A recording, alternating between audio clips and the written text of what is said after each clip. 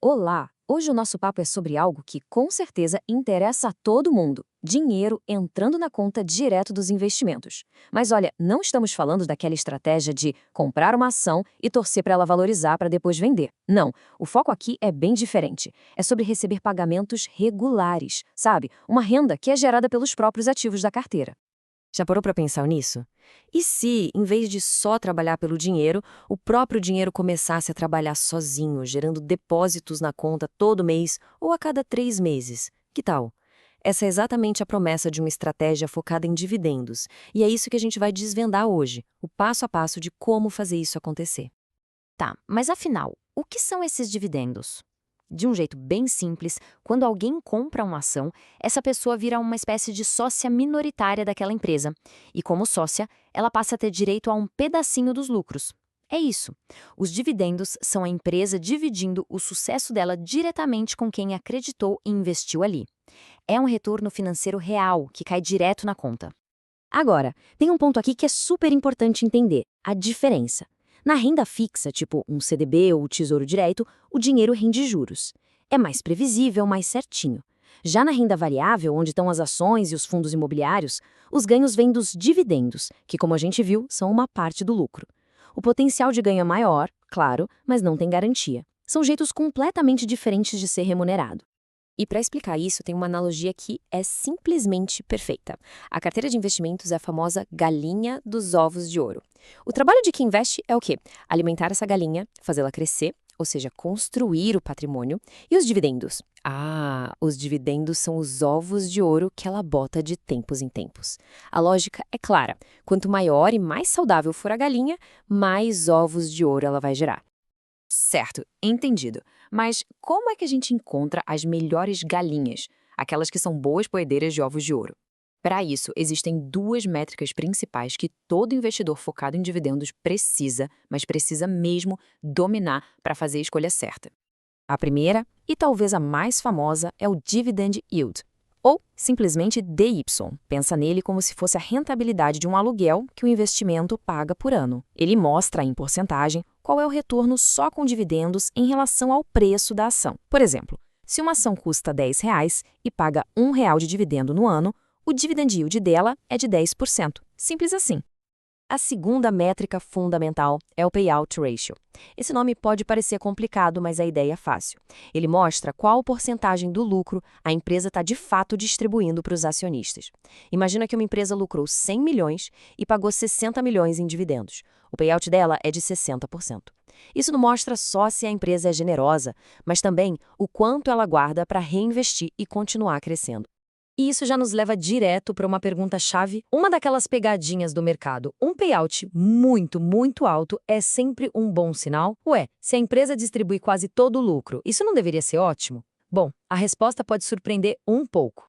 Vamos colocar os dois cenários lado a lado. Um payout saudável, ali na casa dos 60%, significa que a empresa paga bem e ainda sobra dinheiro para ela reinvestir. Agora, um payout de 152%, como a Petrobras já chegou a ter, quer dizer o quê? Que a empresa distribuiu mais do que lucrou, tirando o dinheiro das reservas.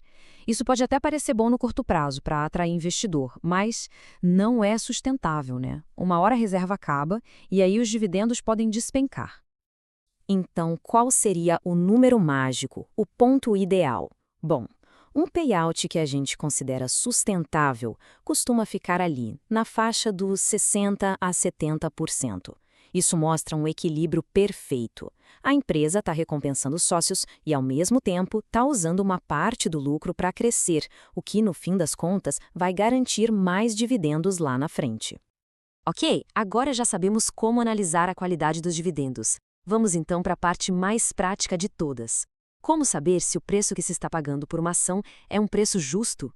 Para isso, existe uma técnica muito poderosa chamada preço-teto. O preço-teto é basicamente uma ferramenta de disciplina na hora de comprar. É um cálculo bem simples que define o valor máximo que se deveria pagar por uma ação para garantir aquela rentabilidade mínima que se deseja só com os dividendos. É uma forma de não se deixar levar pela empolgação do mercado e acabar pagando caro demais. E o cálculo é bem tranquilo. Primeiro passo, levantar o total de dividendos que a ação pagou no último ano. Segundo passo, dividir esse valor pelo yield mínimo que se espera. Geralmente, uns 6% para ações é um bom alvo. O resultado dessa conta é o preço teto. Se a ação estiver sendo vendida na bolsa por um preço abaixo desse valor, é um sinal verde.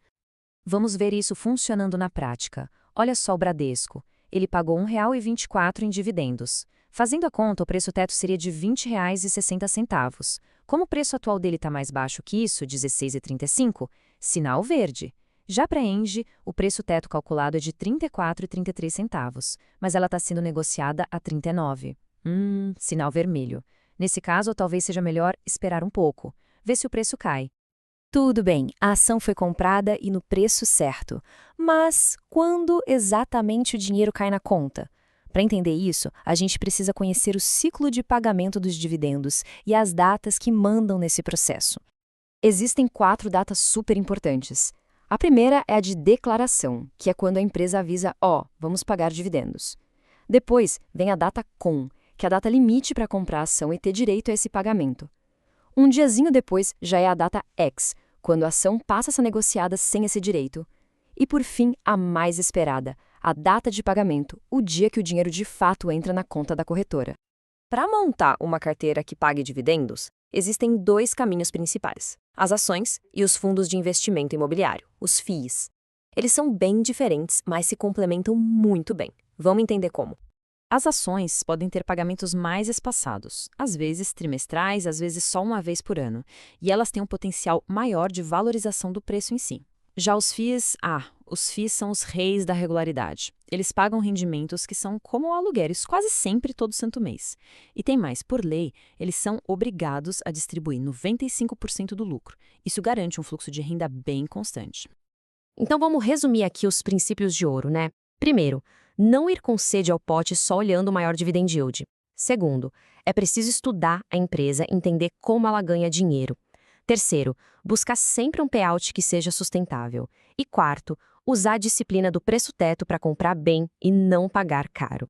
Então, qual é a grande conclusão de toda essa nossa análise? É que dividendos são, na essência, a recompensa por ser sócio de um negócio. Ferramentas como o DIY, o payout e, claro, o preço teto são essenciais. E uma carteira bem equilibrada, com ações e FIIs, construída com disciplina e consistência, é o caminho para, de fato, fazer o dinheiro trabalhar por conta própria. E agora fica a reflexão final. As ferramentas estão aí, a estratégia está bem clara, né? A pergunta que fica no ar é: qual será o primeiro ativo a ser escolhido para começar a construir essa máquina de gerar renda? A jornada começa, como sempre, com o primeiro passo.